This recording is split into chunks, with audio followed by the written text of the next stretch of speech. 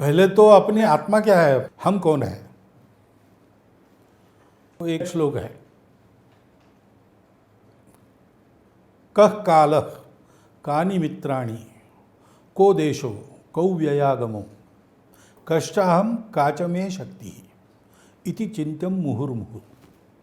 जिस व्यक्ति को प्रगति करनी है, विजय पानी है, उसको इन 6 बातों का प्रतिदिन विचार करना पड़ता है। ऐसे समाज का भी है।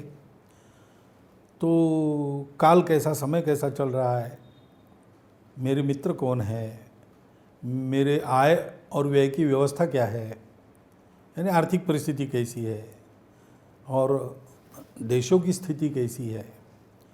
लेकिन मुख्य बातें उसके बाद की 2 है जो इन सब का मूल है, या इन सब के बारे में कैसा हम सोचेंगे इसका मूल है।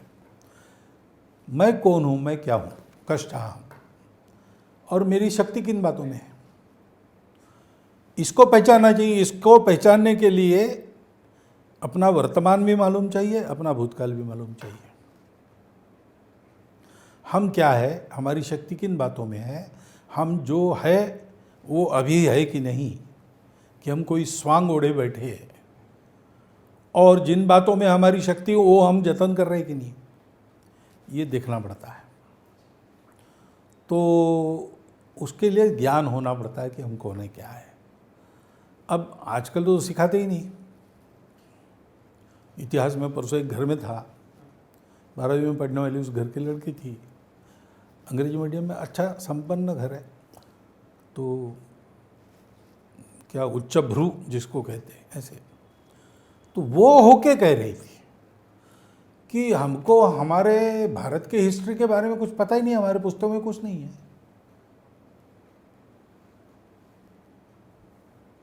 तो 2-3 पुस्तकें मैंने बताई।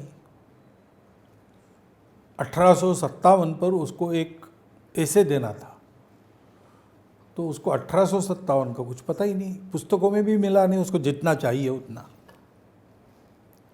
अब ये स्थिति, तो इससे दूर होना पड़ेगा। पहले हम कौन है ये पहचानना पड़ेगा। दूसरा, जो हम है उसमें गौरव रखना पड़ेगा। ये पहला जो है उसको मैं कहता हूँ आत्मभान। दूसरा, जो हम है उसको गौरव के साथ, उसमें गौरव हो सकता है उसमें 2-3 कमियां हो, तो कमियां दूर करना हमारा काम है। लेकिन 2-3 कमियां हैं, इसलिए सब किस में कमी नहीं रहती।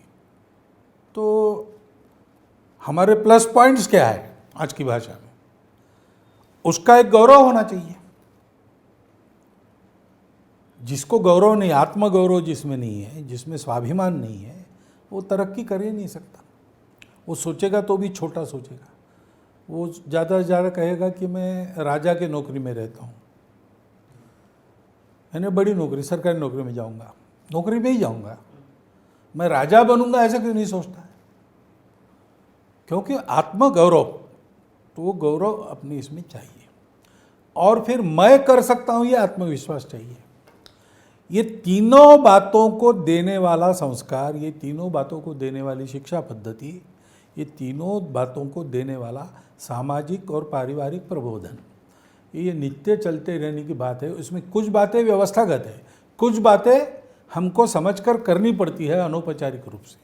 समाज में दोनों प्रयास चलते हैं तो समाज की जो नई पीढ़ी होती है वो विजय प्राप्त करने वाली निकलती है। इसलिए इंग्लैंड के बारे में कहा था कि the battle of Waterloo was won on the playgrounds of Harrow and eaten.